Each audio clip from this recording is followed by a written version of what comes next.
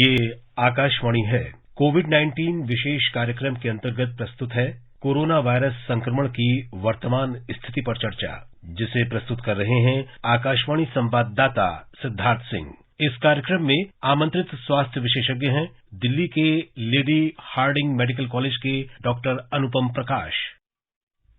नमस्कार श्रोताओं, कहते हैं prevention is better than cure, यानी इलाज से बचाव अच्छा होता है। कोविड से बचाव में वैक्सीनेशन की अहम भूमिका है और देश में राष्ट्रीय टीकाकरण अभियान के अंतर्गत अब तक 103 करोड़ 53 लाख से अधिक लोगों को कोविड टीके लगाए जा चुके हैं, जो अपने आप में एक रिकॉर्ड है। आइए कार्यक्रम की शुरुआत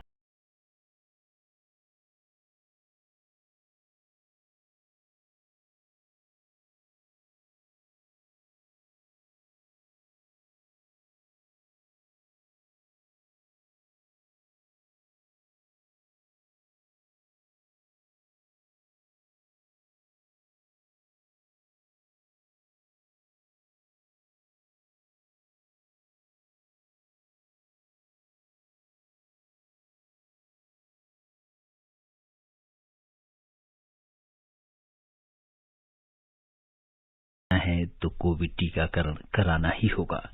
एक अच्छी बात यह है कि देश में स्वस्थ होने की दर 98% से भी ज्यादा हो गई है। कल 14,000 से अधिक रोगी स्वस्थ हुए हैं। वहीं कोविड के 13,000 से अधिक नए मरीजों की पुष्टि हुई है। इसलिए कोरोना के मामले कम जरूर हुए हैं, लेकिन खतरा अभी टला नहीं है। श्रोताओं, कोविड से संबंधित किसी भी जानकारी के लिए आप राष्ट्रीय हेल्पलाइन नंबर 1075 और 011-239-7846 पर संपर्क कर सकते हैं।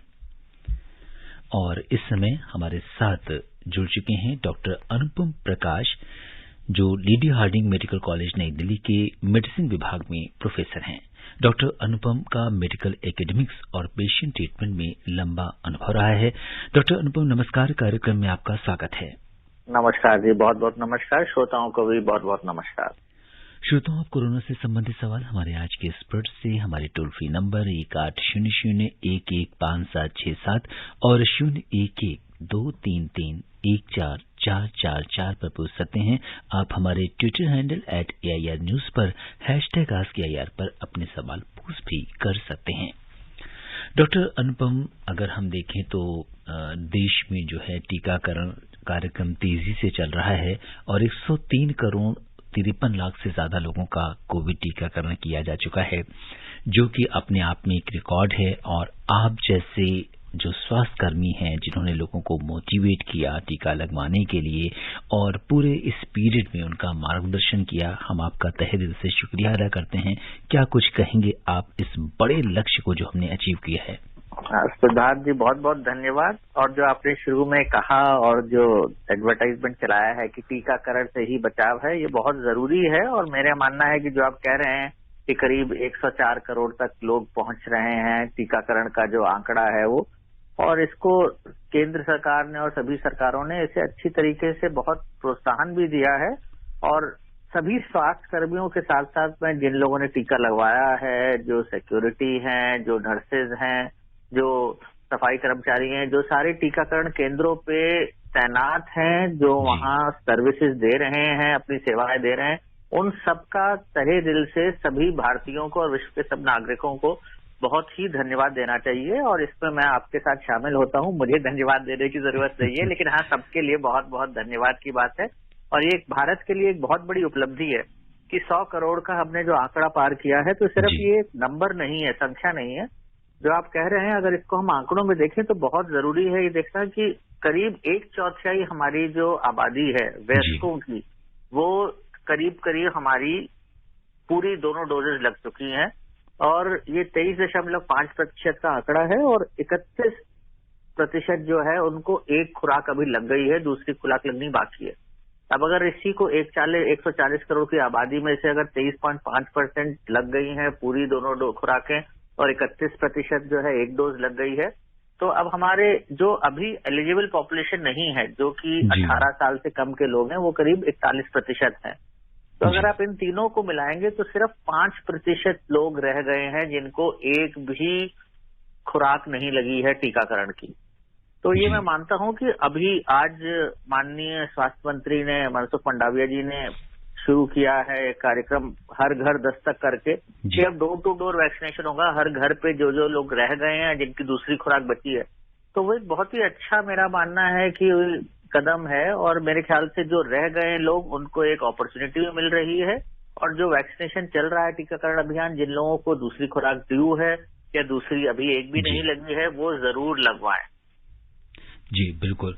और अगर हम देखें तो डॉक्टर अनुपम, जो भारत का कोविड टीकाकरण कार्यक्रम है, ये जन भागीदारी से जन आंदोलन में कन्वर्ट हुआ और किस तरीके से लोगों ने, अगर हम इसके पूरे वैक्सीन के सफर को देखें तो किस तरीके से ये जब आज से 9 महीने पहले, 10 महीने पहले जब हम लोग कार्यक्रम करते थे तो किस तरीके से बात करते थे कि अभी जो है वैक्सीनेशन ही एक ऐसा अस्त्र है जिसके जरिए कोविड की जंग को जीता जाता है। और अभी अगर हम देखें तो विश्व के दूसरे देशों में, अगर ग्लोबल हम इसके पर्सपेक्टिव की बात करें तो रशिया में और बहुत सारे यूरोपियन कंट्रीज में इसकी दूसरी सर्ज देखने को मिल रही है। तो ऐसे में क्या कारण है? और इस समय एक जो डेल्टा का सब वेरिएंट AY42 ये काफी चर्चा में है और महाराष्ट्र में भी इस नए वेरिएंट का पता चला है। इस बारे में आप क्या कहेंगे? सिद्धार्थ जी, बिल्कुल आप अद्यतन सूचना केंद्र लिए हुए हैं। हाँ, एक पिछले 2-3 दिन में इसके बारे में ज्यादा खबर चल रही है। ये कोई बहुत ही नया वेरिएंट नहीं है, लेकिन ये सब वेरिएंट पहले से चल रहा है। और जैसा आपने कहा कि इंग्लैंड में, यूनाइटेड किंगडम में और आसपास के यूरोपियन देशों में ये अभी जो सेकेंड सर्ज जो चल रही थी और दूसरी लहर जो चल रही थी, उसमें एक तरीके की स्थिरता आ गई थी। उसके बाद फिर से जो केसेस बढ़ रहे हैं वो ये AY42 4.2 के नाम से जो ये सब वेरिएंट है, उसके हिसाब से माना जा रहा है कि उसकी वजह से है।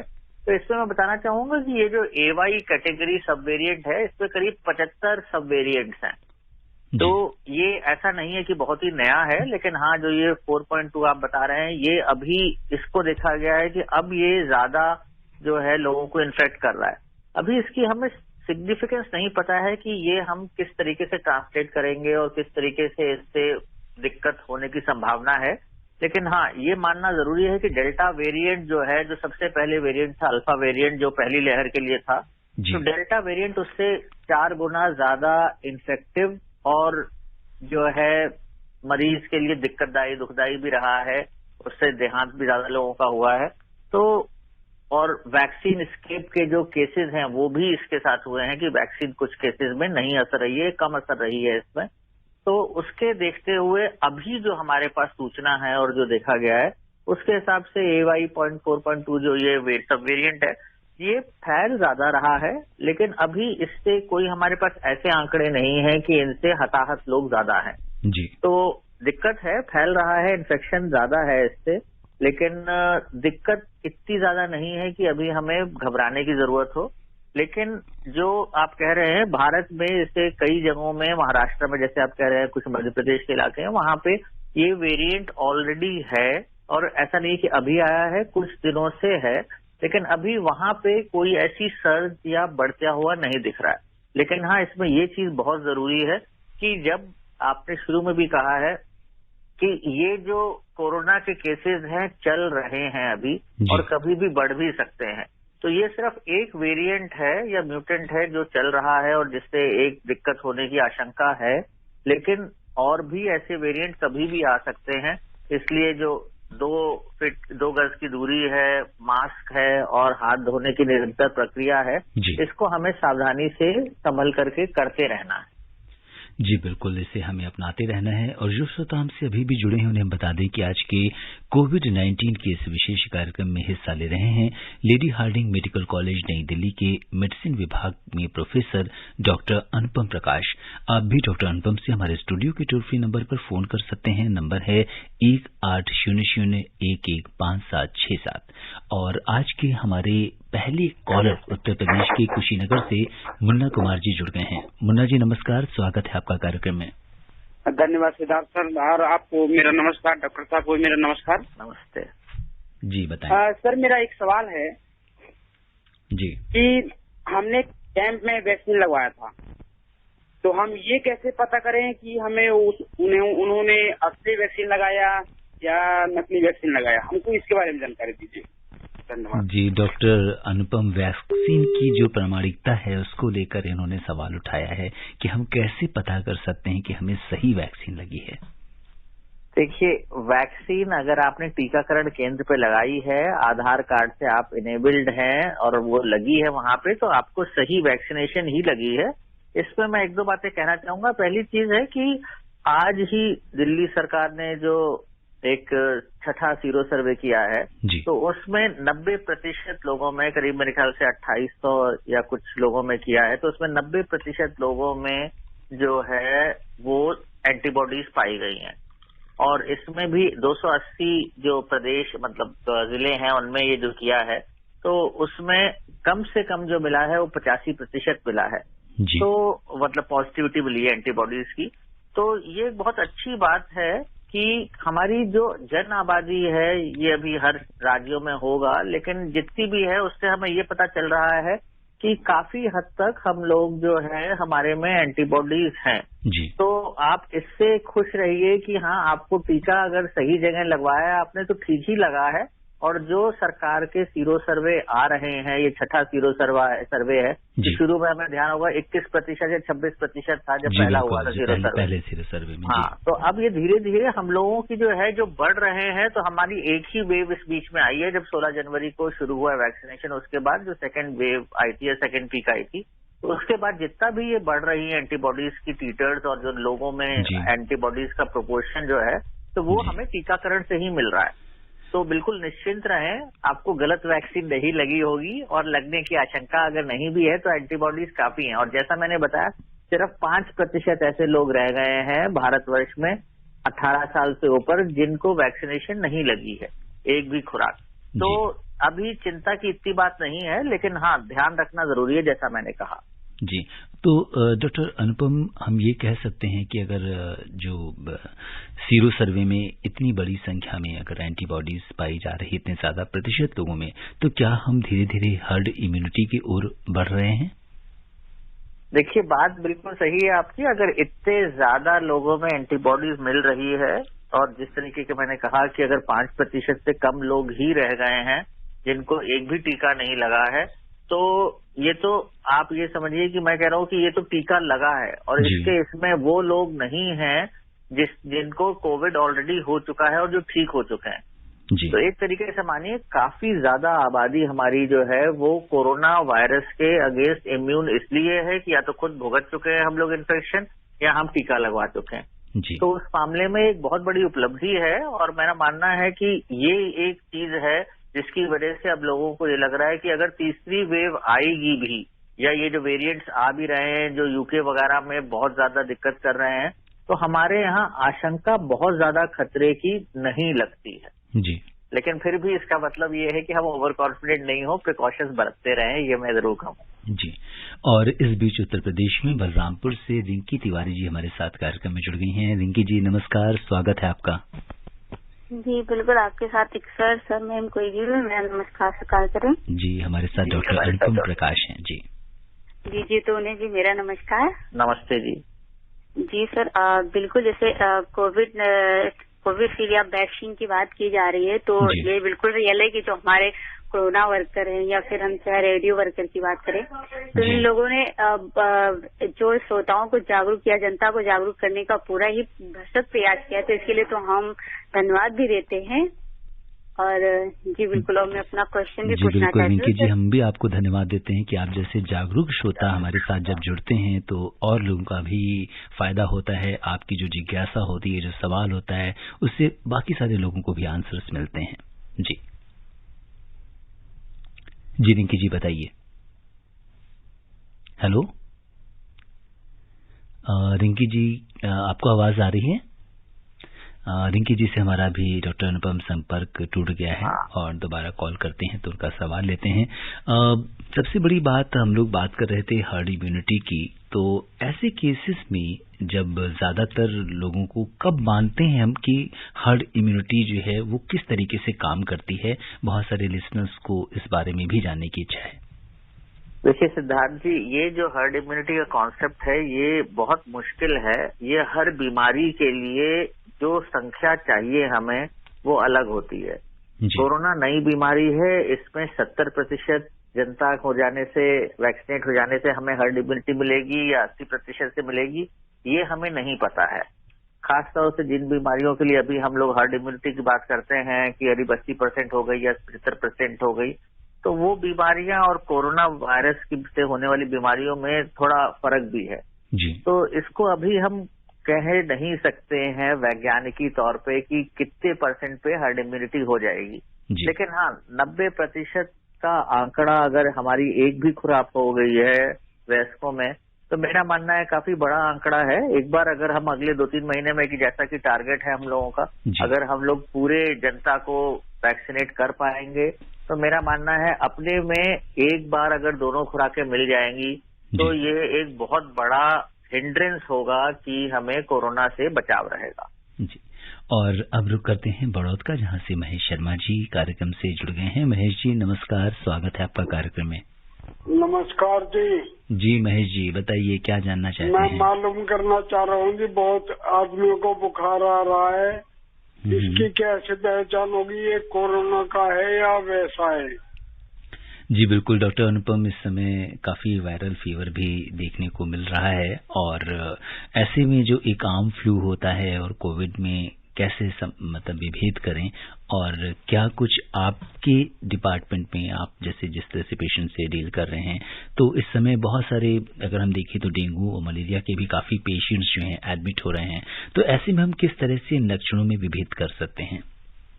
देखिए बिल्कुल सही फरमा रहे हैं आप सिद्धार्थ जी। ऐसा है, इस समय अगर बुखार आ रहा है तो कोरोना से होने की संभावना बहुत कम है। अगर आप भारतवर्ष में विभिन्न राज्यों में या यूनियन टेरिटरीज में देखेंगे, केंद्र प्रशासित नगरों में देखेंगे, तो इस समय कोरोना सिर्फ जो पूरब में 3 राज्य हैं, झारखंड, वेस्ट बंगाल, पश्चिम बंगाल और उड़ीसा, वहां पे अभी हाल में थोड़े केसेस बढ़े हैं। तो वो हो सकता है दुर्गा पूजा या उसमें लोगों ने ध्यान नहीं, एहतियात नहीं बरता है, उसकी वजह से हो। लेकिन उन 3 राज्यों के अलावा बाकी सब राज्यों में इस समय बुखार, केरल में हालांकि केसेस ज्यों के त्यों चल रहे हैं, लेकिन पहले के मुकाबले महीने 1.5 महीने के मुकाबले वो भी काफी कम हो गए। लेकिन फिर भी जो है बाकी सारे पूरे भारतवर्ष में इस समय बुखार जो है वो कोरोना की वजह से नहीं है। तो इस समय बहुत सारी बीमारियां जो बारिश में हो जाती हैं, जैसे कि आपने ठीक फरमाया, डेंगू है, मलेरिया है और स्क्रब टाइफस भी हो रहा है लोगों को, और टाइफाइड है, ये सब बीमारियां इस समय बहुत प्रचलित हैं और इनसे बचना बहुत जरूरी है। मच्छरों के कांटे से बचें और पानी साफ लें, बिल्कुल ठंडा बॉईल करके, ठंडा करके फिर पिएं। तो ये बहुत जरूरी है, क्योंकि इस समय बुखार जो है कोरोना की वजह से मैं कहूंगा सिर्फ नाम मात्र को है भारत के मेजॉरिटी एरियाज में। बाकी जो है डेंगू वगैरह की वजह से हमारे वार्ड्स बिल्कुल फुल हैं इस समय, और बहुत ज्यादा दिक्कतें चल रही हैं, जटिलताएं भी बहुत ज्यादा देखी जा रही हैं, और हम लोग आजकल कोरोना से कम और बाकी बीमारियों से ज्यादा जूझ रहे हैं। जी बिल्कुल। अब रुक करते हैं रामपुर में, उत्तर प्रदेश का में, जहां से अनीसुर रहमान जी हमारे साथ कार्यक्रम में जुड़ गए हैं। अनीसुर रहमान जी नमस्कार, स्वागत है आपका कार्यक्रम में। हेलो सर, नमस्कार जी। बताइए क्या जानना चाहते हैं आप? जी सर, मैं यही जानना चाहता हूँ, इस टाइम पर सर कोरोना काल चल रहा है सर, कोरोना के बारे में जानना चाहता हूँ सर। वैक्सीन जो लगवाई जा रही है सर, जिसने 1 डोज लगवा ली है सर, और ये बतलाइए सर दूसरी डोज लगवानी जरूरी है सर या नहीं? मेरा सवाल यही है। जी बिल्कुल डॉक्टर अनुपम, 1 डोज लगवा चुके हैं, कितना जरूरी है दोनों डोज को लगवाना वैक्सीन की, ताकि कोविड से हम बचे रहें? देखिए बहुत जरूरी है कि जिन लोगों ने 1 खुराक लगवाई है वो दूसरी खुराक लगवाए, क्योंकि जितना भी हम लोगों को अब हेलो जी, डॉक्टर अनुपम से अभी हमारा संपर्क टूट गया है और हम बहुत जल्दी उनसे दोबारा से बात करते हैं, क्योंकि हम बात कर रहे थे कि कोविड की दोनों खुराकों की, क्योंकि एक खुराक अगर आप लेते हैं तो वो डोज उतनी प्रभावी नहीं रहती।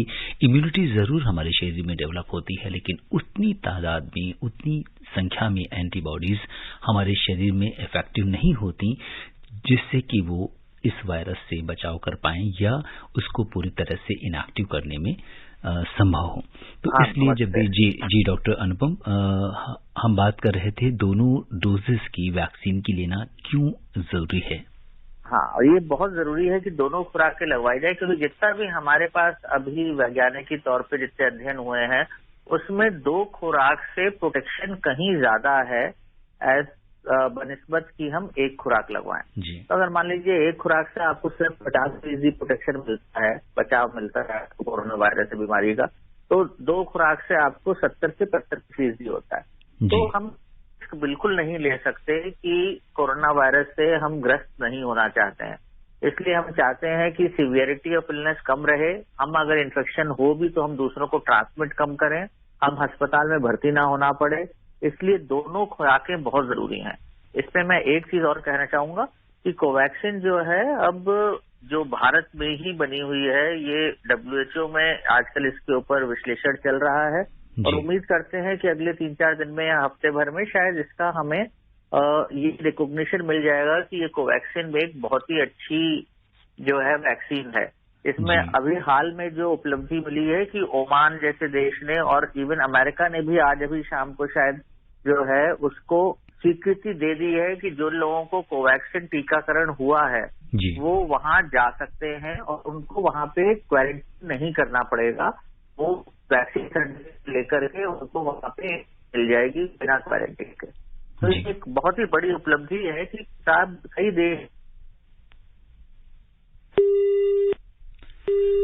दोबारा से डॉक्टर अनुपम से हमारा संपर्क टूट गया है और जैसा कि डॉक्टर अनुपम बता रहे हैं कि किस तरीके से WHO के द्वारा भी बहुत जल्द जो है कोवैक्सीन का भी अप्रूवल हो जाएगा और हमारी जो वैक्सीन है और इस समय वैक्सीन लगवाना इसलिए भी जरूरी है कि जो लोग, अगर हम देखें तो बाहर जाने में जो लोग देश के बाहर भी जाना चाहते हैं तो सबसे पहला सवाल ये होता है कि उनको दोनों वैक्सीन लग चुकी हैं या नहीं। तो ऐसे में उन्हें जो क्वारंटीन करना पड़ता है वो उनका समय बचता है और जैसा कि डॉक्टर साहब ने बताया कि दोनों खुराक वैक्सीन की लगवाना हमें जरूरी है। और इस बीच डॉक्टर अनुपम दोबारा से जुड़ गए हैं कार्यक्रम से। डॉक्टर अनुपम जी, आप बता रहे थे कि किस तरीके से जो कोवैक्सीन है इसका बहुत जल्द अप्रूवल होने वाला है WHO से और दूसरे देशों में भी इसको मान्यताएं मिल रही हैं। हाँ, ये बहुत अच्छा कदम है और मेरा मानना है कि पिछले श्रोता ने भी पूछा था कि वैक्सीन असली नकली की बात, तो मेरा मानना है ये सब चीजें जो है थोड़े दिनों में सब चीज बिल्कुल साफ हो जाएगी और कोवैक्सीन को एक विश्व भर में मान्यता मिलना एक बहुत ही अच्छी उपलब्धि है वैज्ञानिकों के लिए भी और देश के लिए भी। लोनी का रुख करते हैं उत्तर प्रदेश में, जहां से मोहम्मद यामीन जुड़ गए हैं कार्यक्रम से। यामीन भाई नमस्कार, स्वागत है आपका कार्यक्रम में। जी डॉक्टर साहब को नमस्कार जी। नमस्ते जी। जी मैं यामीन भाई, रेडियो वाला, चिरोड़ी, लोनी, जिला गाजीपुर। डॉक्टर साहब से मैं जानना चाह रहा हूँ दोनों डोज लेने के बाद एंटीबॉडी कितने लंबे टाइम तक बनी रहेगी सही? जी डॉक्टर अनुपम, एक बार हमने कोविड वैक्सीन ले लिया तो कितनी दिन तक एंटीबॉडीज बनी रहेंगी या हमें दोबारा वैक्सीन लगवाने की जरूरत कब पड़ेगी? देखिए, ये सवाल बहुत अच्छा है और इसके ऊपर काफी शोध चल रहा है कि कितने दिन तक एंटीबॉडी बनी रहेगी। इसमें कोई ये नहीं कह सकते हैं कि 6 महीने 9 महीने रहेगी, क्योंकि हर आदमी का अपना एक शरीर में एक अपना बना हुआ रिस्पांस होता है हर टीकाकरण को, तो किसी में ज्यादा रह सकती है, किसी के कम रह सकती है। दूसरी चीज है, एंटीबॉडीज अगर नहीं भी मिलती हैं तो इसका मतलब ये नहीं है कि आपकी इम्यूनिटी बिल्कुल खत्म हो गई है, क्योंकि शरीर में कई मेमोरी सेल्स बन जाते हैं। जैसे कि कोई भी बीमारी होती है तो अगर आपकी एंटीबॉडीज नहीं होती है उस समय, लेकिन शरीर में अगर वायरस का या बैक्टीरिया का उस समय कोई कण मिलता है, आता है, तो जो आपके शरीर में मेमोरी सेल्स होते हैं उन्हें याद होता है कि हाँ ये पहले हमने इसके अगेंस्ट एंटीबॉडीज बनाई थी और वो कहीं ज्यादा रफ्तार में उसके लिए एंटीबॉडीज पैदा करना शुरू कर देती हैं। तो ऐसा नहीं है कि अगर हमारे शरीर में से एंटीबॉडीज चली गई हैं तो हम इम्यूनिटी बिल्कुल खो चुके होते हैं। अभी इसके ऊपर बहुत शोध चल रहा है और अभी आगे समय के साथ ही हमें पता चलेगा कि कितने दिन तक रहती है एंटीबॉडीज आमतौर पे और एक बार जाने के बाद भी हम कितने प्रोटेक्टेड रहते हैं। जी। और डॉक्टर अनुपम, जैसा कि बहुत सारे विशेषज्ञ बताते हैं कि हमारे शरीर के अंदर जो टी सेल्स हैं इनकी मेमोरी में भी रहती हैं और जब दोबारा जो इम्यून हमारा रिस्पॉन्स सिस्टम है वो दोबारा एक्सपोजर के बाद जल्दी रिस्पॉन्स करता है, ये क्या है? बिल्कुल बिल्कुल ठीक कह रहे हैं आप। ये बी सेल्स में भी ये जिम्मेदारी रहती है और टी सेल्स में भी रहती है। तो ये दोनों अलग अलग सेल्स हैं। कुछ एंटीबॉडीज बनाते हैं, जैसे बी सेल्स हैं वो आपके ब्लड में ज्यादा काम करते हैं।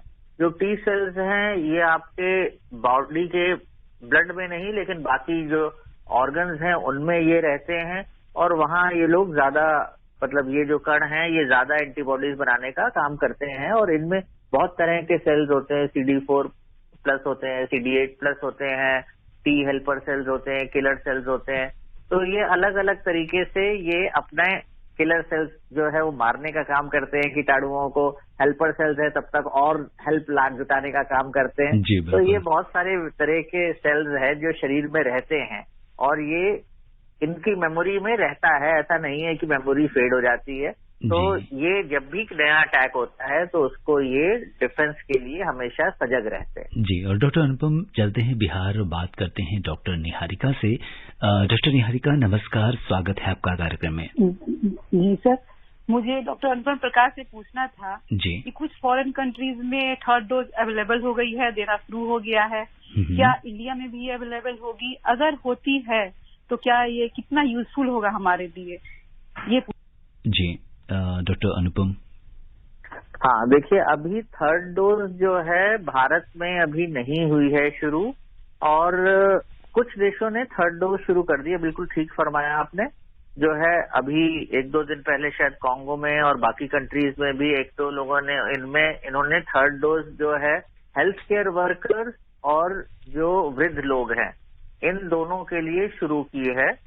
तो ये जो है हमारे यहाँ भी मेरा मानना है कि एक बार हम ज्यादा से ज्यादा लोगों को जब टीकाकरण कर लेंगे तो थर्ड डोज हम दोबारा से देने के लिए तत्पर रहेंगे और सरकार इसके ऊपर फैसला लेगी और फिर मेरे ख्याल से फिर एक नियमावली बनकर के दिशा निर्देश जारी किए जाएंगे और सबको थर्ड डोज के लिए भी चलेगा। क्योंकि मेरा मानना है थर्ड डोज हमें ले लेनी चाहिए, क्योंकि आज की तारीख में जब वेरिएंट्स चल रहे हैं और खतरा कम हो गया है, लेकिन जैसा कि सिद्धार्थ जी आपने फरमाया खतरा अभी चला नहीं है, तो बचाव जारी है।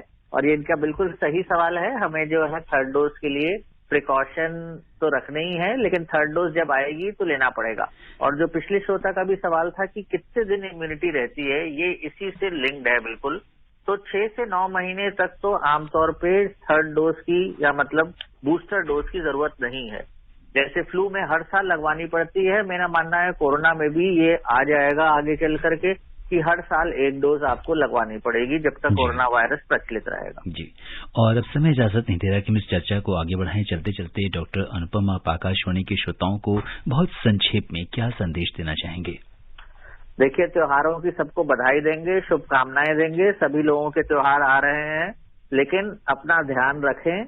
बीमारी से बचना है तो मास्क जरूर पहनना है, 2 गज की दूरी भी बना करके रखें, भीड़ भाड़ वाले इलाकों में कम से कम जाएं और हाथ निरंतर धोते रहें। जिन लोगों ने टीकाकरण नहीं लगवाया है वो टीकाकरण जरूर लगवाएं। मैं अपने ओपीडीज में भी ये कह रहा हूँ और कई लोग मान रहे हैं डॉक्टरों की बात कहने से अभी भी, और वो जरूरी है कि टीकाकरण लगवा करके अपने को बना करके रखें और घर में परिवार के सदस्यों को भी रखें।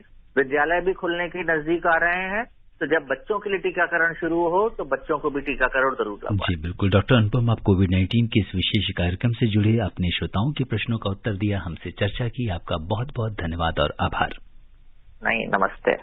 श्रोताओं, आप स्वस्थ और खुशहाल रहें, इसी कामना के साथ दीजिए मुझे अनुमति। नमस्कार। कोविड-19 विशेष कार्यक्रम के अंतर्गत अभी आप सुन रहे थे कोरोना वायरस संक्रमण की वर्तमान स्थिति पर चर्चा, जिसे प्रस्तुत कर रहे थे आकाशवाणी संवाददाता सिद्धार्थ सिंह। इस कार्यक्रम में आमंत्रित स्वास्थ्य विशेषज्ञ थे दिल्ली के लेडी हार्डिंग मेडिकल कॉलेज के डॉक्टर अनुपम प्रकाश। ये कार्यक्रम आकाशवाणी के समाचार सेवा प्रभाग द्वारा प्रस्तुत किया गया। इसे आप हमारे mobile app news on AIR और YouTube channel news on AIR official पर भी सुन सकते हैं। इस कार्यक्रम के संबंध में अपनी प्रतिक्रिया आप हमें ईमेल कर सकते हैं। पता है AIRNSDtalks@gmail.com।